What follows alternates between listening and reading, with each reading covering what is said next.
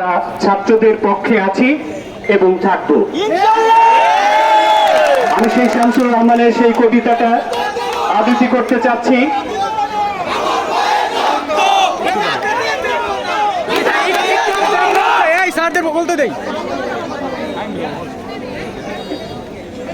নদীর জলে আগুন ছিল বৃষ্টিতে, আগুন ছিল বীরাঙ্গনার উদাস করা দৃষ্টিতে,